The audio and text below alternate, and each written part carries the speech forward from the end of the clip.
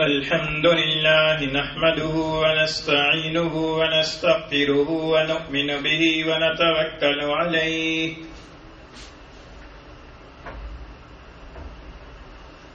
ونعوذ بالله من شرور أنفسنا ومن سيئات أعمالنا من يهده الله فلا مضل له ومن يضلله فلا هادي له ونشهد أن لا إله إلا الله وحده لا شريك له ونشهد أن سيدنا وسندنا وحبيبنا وحبيب ربنا ومولانا ونبينا محمدا عبده ورسوله وصلى الله تعالى عليه وعلى آله وأصحابه وبارك وسلم تسليما كثيرا كثيرا أما بعد فأعوذ بالله من الشيطان الرجيم بسم الله الرحمن الرحيم يا أيها الذين آمنوا أطيعوا الله وأطيعوا الرسول ولا تبطلوا أعمالكم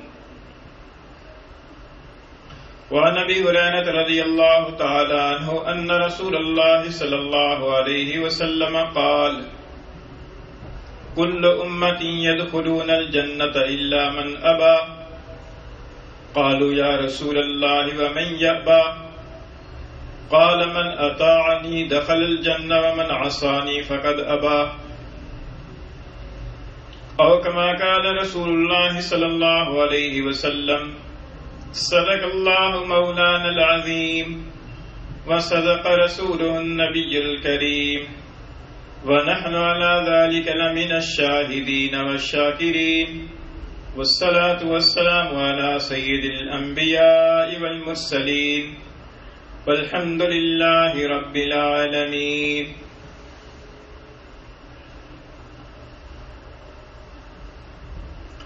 گرامی قدر سامعین، ربیع الاول کا مہینہ شروع ہو چکا ہے اور اس مہینے کو یہ امتیاز اور شرف حاصل ہے کہ اس مہینے میں سرور کائنات سرکار دو عالم صلی اللہ علیہ وسلم کی ولادت باسعادت ہوئی ہے۔ اس بات پر تقریباً تمام علماء کرام کا، مورخین کا، محدثین کا اور اہل علم حضرات کا اتفاق ہے کہ حضور اقدس صلی اللہ علیہ وسلم کی ولادت ربیع الاول کے مہینے میں ہوئی ہے۔ البتہ اس میں تھوڑا سا اختلاف ہے کہ ربیع الاول کے مہینے کی وہ کون سی تاریخ تھی۔ بعض حضرات نے 2 تاریخ لکھی ہے، بعض نے 8 تاریخ لکھی ہے، بعض نے 10 تاریخ کا قول کیا ہے اور بعض نے 12 تاریخ بتائی ہے۔ یہ امام نووی رحمۃ اللہ علیہ جو شافعی المسلک مشہور محدث ہیں، انہوں نے یہ اقوال نقل فرمائے ہیں۔ یہ 4 قول انہوں نے نقل فرمائے ہیں اور فرمایا کہ ان میں سب سے زیادہ مشہور قول 12 ربیع الاول والا ہے، لیکن جو متفقہ چیز ہے وہ یہ ہے کہ حضور کی ولادت ربیع الاول کے مہینے میں ہوئی ہے۔ تاریخ کون سی تھی یہ متفقہ طور پر نہیں ہے، اس میں اختلاف ہے۔ دوسری بات جو صحیح حدیث سے ہمیں معلوم ہوتی ہے وہ حضور اقدس صلی اللہ علیہ وسلم کی ولادت کا دن ہے۔ حدیث میں، مسلم شریف کی حدیث میں آتا ہے کہ حضور اقدس صلی اللہ علیہ وسلم سے دریافت کیا گیا کہ اللہ کے رسول آپ پیر کے روز روزہ رکھتے ہیں، اس کی کیا وجہ ہے؟ تو مختلف روایات کے اندر مختلف جوابات ہیں۔ ایک روایت کے اندر یہ جواب ہے کہ حضور نے فرمایا کہ فیہ ولدت، کس دن میں پیدا ہوا ہوں۔ تو پیر کے روز پیدا ہونے کا تو حضور نے خود ارشاد فرمایا ہے، تو لہذا اس بات پر تو اتفاق ہے، اس پر کوئی کلام نہیں ہے کہ حضور کی ولادت کا مہینہ بھی متفقہ طور پر ربیع الاول ہے اور حضور کی ولادت کا جو دن ہے وہ بھی متفقہ طور پر حضور کے ارشاد کے مطابق پیر کا دن ہے. لیکن پیر کا دن تو ہر ہفتے آتا ہے، اور تاریخ کے اندر اختلاف ہے کہ تاریخ کون سی تھی، 2 تھی، 8 تھی، 10 تھی، 12 تھی، مختلف اقوال ہیں. عوام الناس کے اندر مشہور یہ ہے کہ 12 ربیع الاول ہے. کئی حضرات نے کتابوں کے اندر بھی یہی لکھا ہے کہ 12 ربیع الاول کو حضور کی ولادت ہوئی.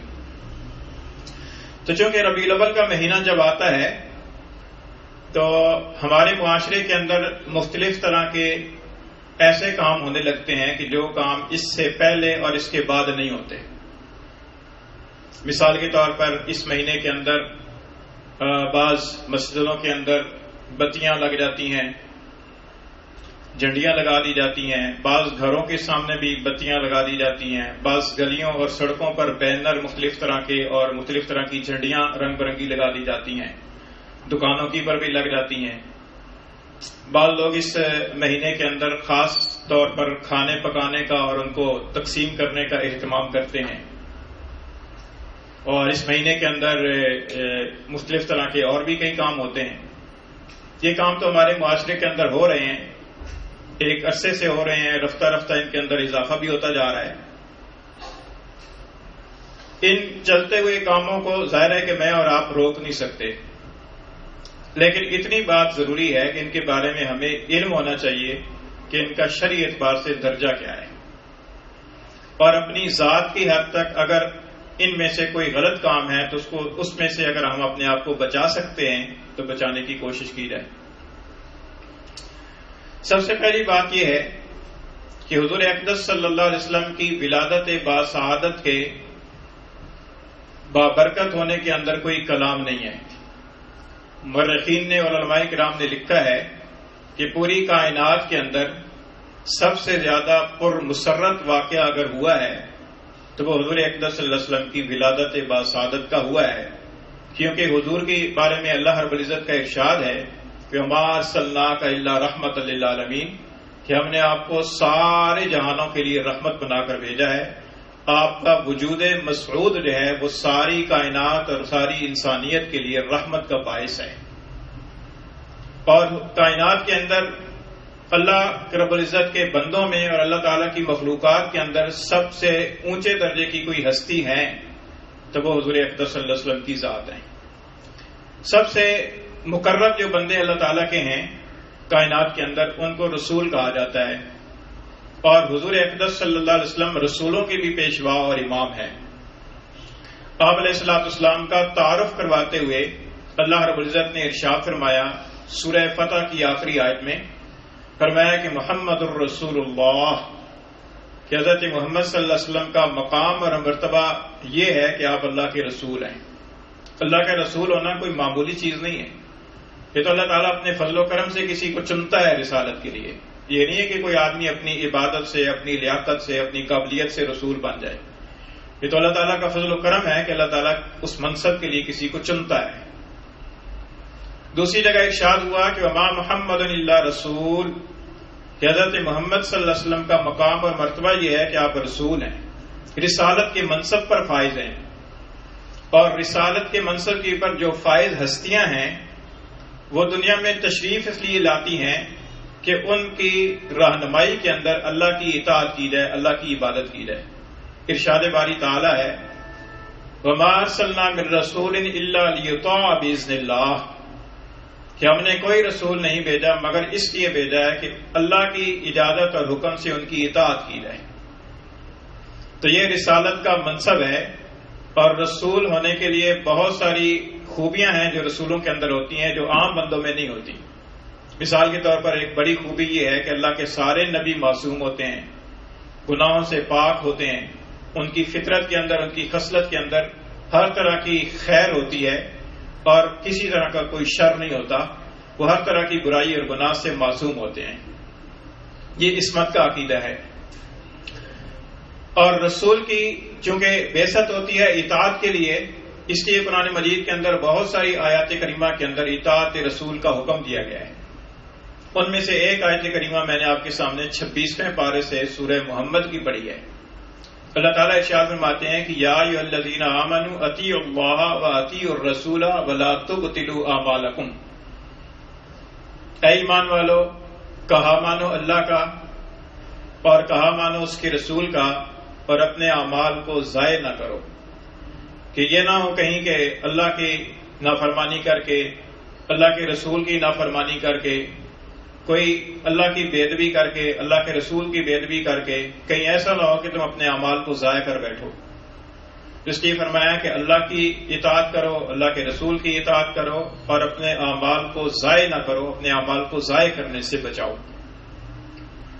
لیکن یہ جو رسول کی اطاعت ہوتی ہے، یہ اطاعت اس طرح کی نہیں ہوتی جیسے ہم جبرن قہرن اپنے حکمرانوں کی بات ماننے پر مجبور ہوتے ہیں، دل سے نہ چاہتے ہوئے بھی، دل کے اندر کراہیت محسوس کرتے ہوئے بھی خواہ مخواہ اس کی پر عمل کرنے پر مجبور ہوتے ہیں۔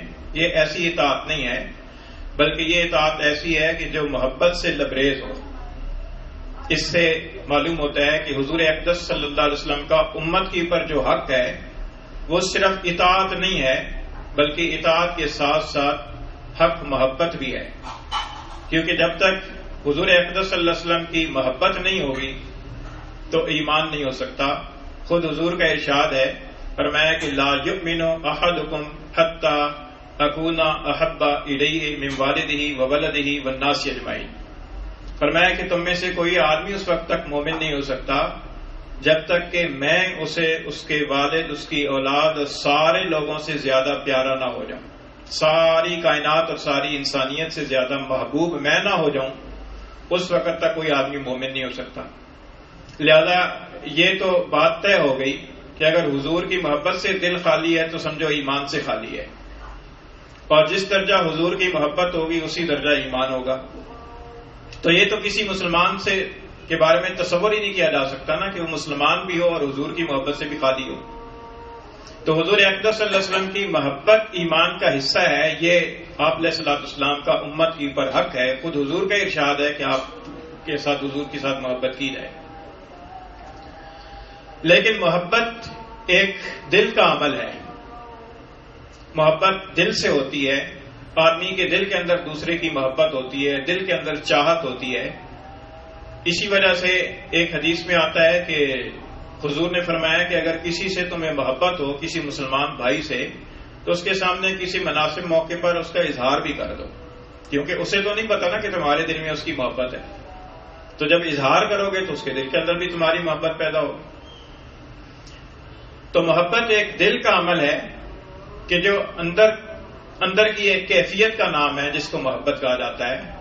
اس محبت کا ہونا تو ضروری ہے، لیکن اس محبت کے اظہار کے لیے کیا پیمانہ ہے، کیا عمل ہے، یہ خود حضور ہی ارشاد فرمائیں گے۔ ایک حدیث میں آتا ہے، صحابی فرماتے ہیں کہ حضور اقدس صلی اللہ علیہ وسلم نے وضو فرمایا، صحابہ کرام جو وہاں موجود تھے وہ آپ کے وضو کا پانی نیچے نہیں گرنے دیتے تھے، وہ ہاتھوں میں لے لے کر اپنے جسم کی اوپر اور اپنے چہرے پر ملتے تھے تبرک کے لیے۔ حضور صلی اللہ علیہ وسلم کا جھوٹا بھی تبرک ہے، حضور صلی اللہ علیہ وسلم کا لعاب بھی تبرک ہے۔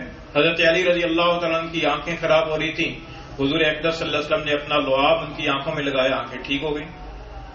تو حضور اقدس صلی اللہ علیہ وسلم کے جسم کے ساتھ، جس میں اطہر کے ساتھ جو چیز مس ہو گئی ہے، اس کے اندر تبرک آ گیا، اس کے اندر برکت آ گئی۔ تو وہ پانی برکت والا تھا، وہ نیچے گرنے کی بجائے وہ اپنے چہروں کے اوپر مل رہے تھے۔ تو حضور نے پوچھا کہ تمہیں اس کام کے اوپر کس چیز نے آمادہ کیا ہے، پیچھے جذبہ کیا ہے، اس کا محرک کیا ہے، یہ کام کیوں کر رہے ہو؟ تو صحابہ نے عرض کیا کہ اللہ کے رسول آپ سے محبت ہے۔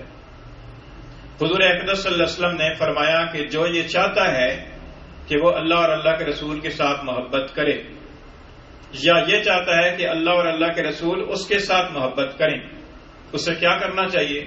فرمایا کہ اسے چاہیے کہ فَلْيَصْدُقْ حَدِيثَهُ إِذَا حَدَّثَ، اسے چاہیے کہ بات جب بھی کرے تو سچ بولے، اسے چاہیے کہ وَلْيُؤَدِّ أَمَانَتَهُ إِذَا اؤْتُمِنَ، جب اس کے پاس امانت رکھی جائے تو امانت کو امانت داری کے ساتھ ادا کرے، امانت کو امانت سمجھے۔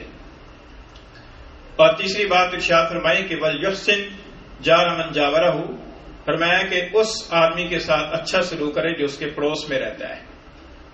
تو حضور اقدس صلی اللہ علیہ وسلم نے اپنے ساتھ اظہار محبت کے لیے یہ 3 اعمال ارشاد فرمائے. یہ موقع تھا، اس موقع پر حضور صلی اللہ علیہ وسلم کچھ اور بھی فرما سکتے تھے، لیکن حضور صلی اللہ علیہ وسلم نے یہ 3 بنیادی باتیں ارشاد فرمائی ہیں. اب ہمارا حال یہ ہے کہ ہم اس طرح کی جو حضور کی سچی اور زرعی قسم کی، سنہری قسم کی تعلیمات ہیں، ان تعلیمات کی پر تو ہم عمل نہیں کرتے. ہمارے جو من میں آتا ہے ہم وہ کرتے ہیں اور اس کو محبت رسول کا نام دیتے ہیں. تو آپ یہ سمجھیے کہ نام دینے سے تو کچھ نہیں بنتا نا. دل کے اندر محبت نہ ہو اور اوپر سے بندہ خواہ مخواہ کا اظہار رسمی طور پر کرتا رہے تو اللہ تعالیٰ تو دلوں کے بھید جانتا ہے نا. تو حضور اکرم صلی اللہ علیہ وسلم نے فرمایا کہ جو یہ چاہتا ہے کہ اللہ اور اللہ کے رسول کے ساتھ محبت کرے، یا وہ یہ چاہتا ہے کہ اللہ اور اللہ کے رسول اس کے ساتھ محبت کریں، اس سے چاہیے کہ بات سچی کرے، اس سے چاہیے کہ امانت کو امانت سمجھے، اس سے چاہیے کہ وہ پڑوسیوں کے ساتھ اچھا سلوک کرے. ہم لوگ ان 3 معاملات کے اندر، ان 3 باتوں پر کتنا عمل کرتے ہیں، ہمیں اپنے اپنے گریبان میں جھانکنا چاہیے. تو میں یہ عرض کر رہا تھا کہ محبت تو ایمان کا حصہ ہے اور ایمان کا جز ہے.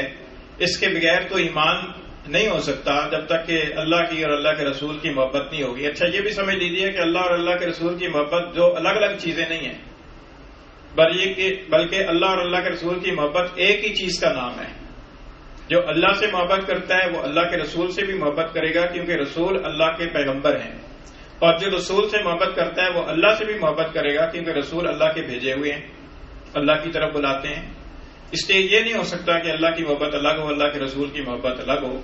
اللہ تعالیٰ نے ارشاد فرمایا قل ان کنتم تحبون اللہ فاتبعونی، تم فرما دیجئے کہ اگر تم اللہ سے محبت کرتے ہو تو میری اتباع کرو. حضور نے فرمایا کہ آپ ان سے فرما دیجئے کہ اگر تم اللہ سے محبت کرتے ہو تو میری اتباع کرو. مطلب یہ ہوا کہ اللہ سے محبت بھی وہی معتبر ہے کہ جو حضور کی اتباع کے ساتھ ہو. جو حضور کے نقش قدم پر چل کر محبت ہوگی، اللہ کی محبت بھی وہی معتبر ہوگی. تو اس سے یہ بھی معلوم ہوا کہ اللہ کی محبت وہی ہے جو رسول کی محبت ہو، اور رسول کی محبت وہی ہے جو اللہ کی محبت ہے. تو اس لیے محبت کا ہونا تو ضروری ہے، لیکن محبت کے اظہار کے لیے کیا کرنا چاہیے؟ محبت کے اظہار کے لیے کہیں بھی حضور اقدس صلی اللہ علیہ وسلم نے ربیع الاول کے مہینے کے حوالے سے کچھ بات ارشاد نہیں فرمائی. یہ نہیں فرمایا کہ جو آدمی اللہ پر اور اللہ کے رسول پر ایمان رکھتا ہو یا اللہ اور اللہ کے رسول کے ساتھ محبت کرتا ہو، اسے چاہیے کہ ربیع الاول کے مہینے کے اندر یہ کام کرے. کوئی حدیث نہیں ہے. اگر اس طرح کا کوئی معاملہ ہوتا تو ظاہر ہے کہ حضور صلی اللہ علیہ وسلم ارشاد فرماتے، امت کی تعلیم فرماتے کہ دیکھو جو مجھ سے محبت کرتا ہے اس سے چاہیے کہ ربیع الاول کے مہینے میں کھانا لوگوں کے اندر تقسیم کرے. فرما سکتے تھے لیکن نہیں فرمایا. فرما سکتے تھے کہ جو مجھ سے محبت کرتا ہے اسے چاہیے کہ ربیع الاول کی فلاں تاریخ کے اندر وہ اپنے محلے کے اندر، اپنے گھر کے اندر خوشی کا، جشن کا سما منائے، لیکن نہیں فرمایا. اور پھر یہ بات نہیں ہے کہ حضور اقدس صلی اللہ علیہ وسلم کو خدا نخواستہ کوئی اس کا موقع نہیں ملا. آپ کی بعثت اور آپ کی نبوت کے اعلان فرمانے کے بعد آپ کی عمر مبارک 23 سال رہی ہے. ان 23 سالوں کے اندر 23 دفعہ تو ربیع الاول کا مہینہ آیا ہوگا، کیونکہ ہر سال جو آتا ہے تو 23 دفعہ ربیع الاول کا مہینہ آیا. لیکن کسی ربیع الاول کے مہینے کے بارے میں حضور سے یہ ثابت نہیں ہے کہ حضور نے اس مہینے کے اندر کوئی خاص عمل کیا ہو یا امت کو تعلیم دی. اچھا، پھر اس کے بعد جب حضور اکرم صلی اللہ علیہ وسلم کا وصال ہو گیا تو اس کے بعد خلفائے راشدین کی خلافت کا زمانہ آیا. سیدنا ابوبکر صدیق رضی اللہ تعالیٰ عنہ، سیدنا عمر فاروق اعظم رضی اللہ تعالیٰ عنہ، سیدنا عثمان غنی رضی اللہ تعالیٰ عنہ، سیدنا علی المرتضی رضی اللہ تعالیٰ عنہ. 4 خلفائے راشدین ہیں اور چاروں حضور صلی اللہ علیہ وسلم کے ساتھ بہت زیادہ محبت کرنے والے ہیں. ان چاروں میں سے کسی کی محبت کے بارے میں کوئی شک نہیں کیا جا سکتا. اور ان چاروں کو خلافت ملی ہے. خلافت ایک اسلامی حکومت ملی ہے. آپ کچھ بھی کرنا چاہیں فیصلہ کر سکتے تھے، فرما سکتے تھے. اور یہ خلافت کا جو زمانہ ہے یہ زمانہ تقریباً 30 سال کی پر مشتمل ہے. چاروں خلفاء کی خلافت کا زمانہ. اس 30 سالہ دور خلافت کے اندر 30 دفعہ تو ربیع الاول کا مہینہ آیا ہے. ہر سال لوٹ لوٹ کر، لیکن کہیں کسی خلیفہ راشد کی طرف سے اس طرح کا کوئی عمل یا اس طرح کی کوئی ہدایت منقول نہیں ہے۔ اگر ہوتی تو وہ منقول ہوتی، کیونکہ امت کی تعلیم کی خاطر تو اس طرح کی چھوٹی چھوٹی باتیں بھی نقل ہوئی ہیں، منقول ہوئی ہیں، یہاں تک کہ جو انفرادی اعمال ہیں حضور صلی اللہ علیہ وسلم کے گھر کے معمولات ہیں وہ بھی نقل ہو کر پہنچے ہیں کہ حضور صلی اللہ علیہ وسلم گھر میں یہ عمل فرماتے تھے، حالانکہ گھر میں تو صحابہ کرام ساتھ نہیں ہوتے تھے، لیکن وہ عمل پہنچے ہیں گھر سے۔ تو اگر اس طرح کا کوئی عمل ہوتا تو وہ خلفائے راشدین ضرور اس بات کی پر عمل فرماتے اور ضرور اس کی تلقین فرماتے۔ اور پھر حضور اقدس صلی اللہ علیہ وسلم کا خود ارشاد ہے کہ جو تم میں سے میرے بعد زندہ رہے گا تو بہت سا اختلاف دیکھے گا، بہت اختلاف دیکھے گا، اور اختلاف دیکھ رہے ہیں ہم، بہت زیادہ اختلاف ہے، انتشار ہے، اور لوگ جو ہے نا وہ حق بات کو قبول کرنے کے لیے تیار ہی نہیں ہے۔ جو ان کا ایک ذہن ہے اس ذہن کے مطابق ہی وہ اپنی ایک رائے رکھتا ہے ہر انسان، اور اس رائے کے پیچھے چل رہا ہے۔ بہت کم لوگ شاذ و نادر ایسے ہیں کہ جو اپنی غلط رائے سے ہٹنے کو گوارا کرتے ہیں۔ تو حضور نے فرمایا کہ جو میرے بعد زندہ رہے گا تو بہت اختلاف دیکھے گا، تو پھر کیا کرنا چاہیے؟ حضور نے ارشاد فرمایا کہ فَعَلَيْكُمْ بِسُنَّتِي وَسُنَّةِ الْخُلَفَاءِ الرَّاشِدِينَ، تمہارے اوپر میرے طریقے پر چلنا لازم ہے اور خلفائے راشدین کے طریقے پر چلنا لازم ہے۔ حضور صلی اللہ علیہ وسلم نے ہمیں ایک پیمانہ دیا نا، ایک معیار دیا کہ اگر اختلاف ہو جائے، کوئی کچھ کہے کوئی کچھ کہے، کوئی کہے کہ یہ کرنا چاہیے، کوئی کہے کہ نہیں کرنا چاہیے، کوئی کہے کہ یہ تو دین کا حصہ ہے، کوئی کہے دین کا حصہ نہیں ہے، اختلاف ہو گیا۔ حضور صلی اللہ علیہ وسلم نے ایک میزان، ایک ترازو، ایک پیمانہ ہمیں دیا ہے، اس پیمانے کی پر، اس کسوٹی کی پر اس کو پرکھو۔ وہ کسوٹی کیا ہے؟ وہ حضور صلی اللہ علیہ وسلم کی سنت ہے، خلفائے راشدین کی سنت ہے۔ اگر وہ عمل حضور کی سنت اور خلفائے راشدین کی سنت کے اندر ملتا ہے اس کا مطلب یہ ہے کہ وہ ٹھیک ہے۔ اگر وہ عمل ان کی سیرت اور ان کی سوانے کے اندر وہ عمل نہیں ملتا، نہ اس کی کوئی تلقین ملتی ہے، نہ اس کی طرف کوئی رہنمائی ملتی ہے، نہ اس کی طرف کوئی اشارہ ملتا ہے، تو اس کا مطلب یہ ہے دوسرے الفاظ کے اندر کہ یہ بات کی ایجاد ہے، اور یہ درست تو عمل جو ہے نا وہ وہی ہے کہ جو حضور نے عمل فرمایا یا حضور کے خلفائے راشدین نے عمل فرمایا۔ تو یہ عرض کر رہا تھا کہ محبت کے اظہار کے لیے ہمیں وہ اعمال کرنے چاہیے کہ جو حضور نے فرمایا کہ یہ محبت کا پیمانہ ہے، یہ محبت کی ایک اظہار کا طریقہ ہے۔ اب ہم کیا کرتے ہیں کہ ہم باتوں کے اندر تو جہاں ہمیں اپنا مفاد نظر آتا ہے وہاں جھوٹ بول دیتے ہیں، امانت کے اندر خیانت کرتے ہیں، اور رسمی طور پر اظہار محبت کے لیے ربیع الاول کے چند دنوں کے اندر ایک جوش اٹھتا ہے، اور اس جوش کے نتیجے کے اندر اپنے من کے اندر، اپنے ذہن کے اندر جو شکلیں آتی ہیں ان شکلوں کو، ان عملوں کو اختیار کر کے ہم سمجھتے ہیں اور اپنے آپ کو دھوکہ دیتے ہیں کہ ہم نے حضور کی محبت کا حق ادا کر دیا۔ یہ بہت بڑی غلط فہمی والی بات ہے، اپنے آپ کو جھوٹی تسلی دینے والی بات ہے، اپنے آپ کو دھوکے میں رکھنے والی بات ہے۔ ایسی بات نہیں ہے۔ اصل یہ ہے کہ حضور اقدس صلی اللہ علیہ وسلم جس مشن کے لیے اور جس مقصد کے لیے تشریف لائے ہیں اور حضور نے جو تعلیمات ارشاد فرمائی ہیں، ہمیں ان تعلیمات کے مطابق عمل کرنا چاہیے، ان تعلیمات کو دیکھنا چاہیے کہ وہ تعلیمات کیا ہیں، ان تعلیمات کے مطابق عمل کرنا چاہیے۔ حضور اقدس صلی اللہ علیہ وسلم نے نماز کی بہت زیادہ اہمیت ارشاد فرمائی ہے۔ تو ان دنوں کے اندر بعض ایسے بھی لوگ ہوتے ہیں، سارے تو نہیں کہہ سکتے لیکن بعض ایسے بھی ہوتے ہیں کہ جو ان رسمی کاموں کے اندر تو بہت بڑھ چڑھ کر حصہ لیتے ہیں، لیکن وہ نماز کی طرف آنے کے لیے تیار نہیں ہے، سچ بولنے کے لیے تیار نہیں ہے، امانت کو امانت سمجھنے کے لیے تیار نہیں ہے، اپنی روش اور اپنی غلط روش کو تبدیل کر کے درست کرنے کے لیے تیار نہیں ہے، اپنی خواہشات اور اپنے جذبات کی قربانی دینے کے لیے تیار نہیں ہے۔ حضور اقدس صلی اللہ علیہ وسلم کے صحابہ کرام نے اگر اپنی مرضی سے کسی عقیدت یا محبت کا اظہار اپنے کسی من چاہی طریقے سے کرنا چاہا تو حضور نے روک دیا۔ اگر محبت کے اندر اتنی ہی آزادی ہوتی تو پھر صحابہ کرام نے اپنی مرضی سے جو عمل حضور کے ساتھ عقیدت اور محبت کے طور پر کیا ہے، حضور اس کو تو منع نہ فرماتے، لیکن حضور نے تو اس کو بھی منع فرمایا کہ جو عمل ٹھیک نہیں تھا اسے پسند نہیں فرمایا۔ مسند احمد کے اندر حدیث آتی ہے، حضرت معاذ بن جبل رضی اللہ تعالیٰ نے ملک شام گئے ہیں، ایک دوسرے صحابی ان کا واقعہ نقل کرتے ہیں حضرت معاذ بن جبل رضی اللہ تعالیٰ عنہ شام گئے. شام میں انہوں نے دیکھا کہ وہاں کے جو قومی سردار ہیں یا دینی پیشوا ہیں ان کو لوگ آ کر سجدے کرتے ہیں, ان کی تعظیم کرتے ہیں. حضرت معاذ رضی اللہ تعالیٰ عنہ واپس تشریف لائے. ان کے ذہن کے اندر ایک خیال آیا کہ یار یہ لوگ اپنے پیشواؤں کی اتنی عقیدت کرتے ہیں, اتنی عظمت کرتے ہیں کہ سامنے سجدہ کرتے ہیں. انہوں نے آ کر فٹ حضور کے سامنے سجدہ کیا کہ حضور صلی اللہ علیہ وسلم تو اس کے زیادہ لائق ہے نا. حضور صلی اللہ علیہ وسلم تو ہمارے ہی رہبر اور قائد نہیں ہے, پوری انسانیت کے قائد اور رہبر ہے. حضور اقدس صلی اللہ علیہ وسلم نے دیکھا تو تعجب سے پوچھا کہ معاذ یہ کیا کر رہے ہو؟ تو انہوں نے بات عرض کی کہ میں نے شام میں یہ دیکھا ہے تو میرے دل میں یہ خیال آیا. آپ کی عقیدت ہے, آپ کی عظمت ہے, آپ کی محبت ہے, اس کا اظہار ہے. حضور صلی اللہ علیہ وسلم نے منع فرمایا کہ ایسا نہ کرو, اور فرمایا کہ اگر کسی بشر کے سامنے سجدہ کرنا روا ہوتا تو پھر میں عورتوں کو حکم دیتا کہ اپنے شوہروں کو سجدہ کریں, لیکن نہیں, عورت کے لیے بھی جائز نہیں ہے کہ وہ شوہر کو سجدہ کریں. آج کل کتنے پیر ایسے ہیں, کتنے گدی نشیں ایسے ہیں کہ جن کے سامنے جو لوگ جا کر سجدے کے اندر پڑ جاتے ہیں, ان کے پاؤں کے اندر جا کر سر رکھ دیتے ہیں. یہ کیا ہے؟ تعظیم ہی تو ہے نا.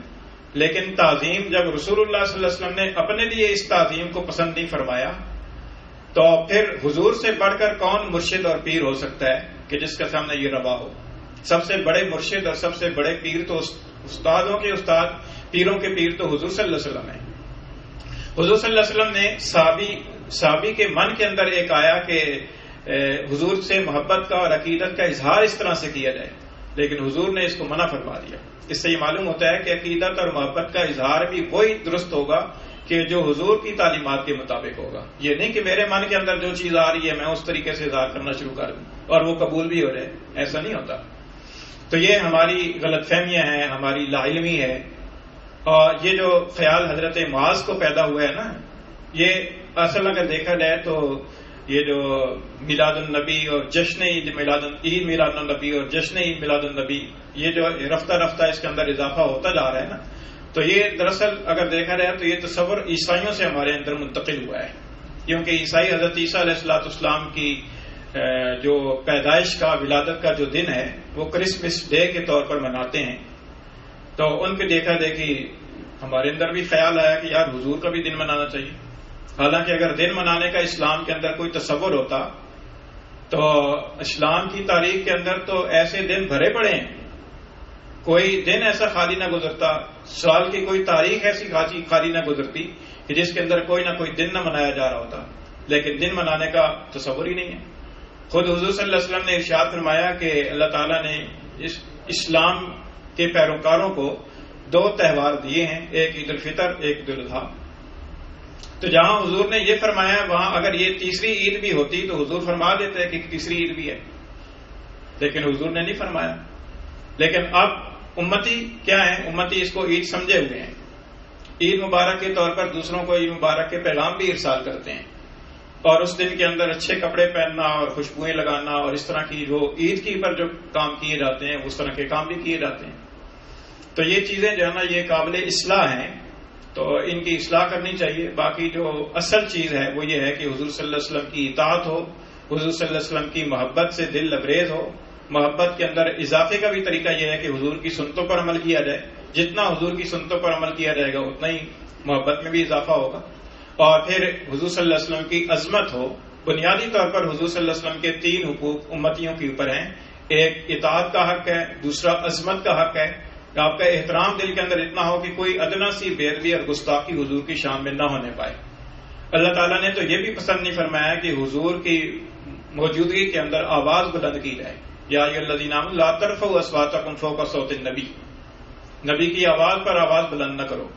اب بھی یہ حکم ہے کہ روضہ رسول کے پاس جا کر آواز بلند کرنا بے ادبی ہے, گستاخی ہے, اس سے پرہیز کرنا چاہیے. تو عظمت کا حق, محبت کا حق, اطاعت کا حق, یہ بنیادی طور پر 3 حقوق ہیں کہ جو امتیوں کی پر حضور صلی اللہ علیہ وسلم کے لازم ہیں. ان حقوق کو ادا کرنا چاہیے, حضور کے نقش قدم پر چلنا چاہیے, حضور کی مشن کو اور حضور کے پیغام کو عام کرنا چاہیے, اور حضور کی تعلیمات پر عمل کرنا چاہیے. اللہ تعالیٰ میں دین کی سمجھ عطا فرمائے.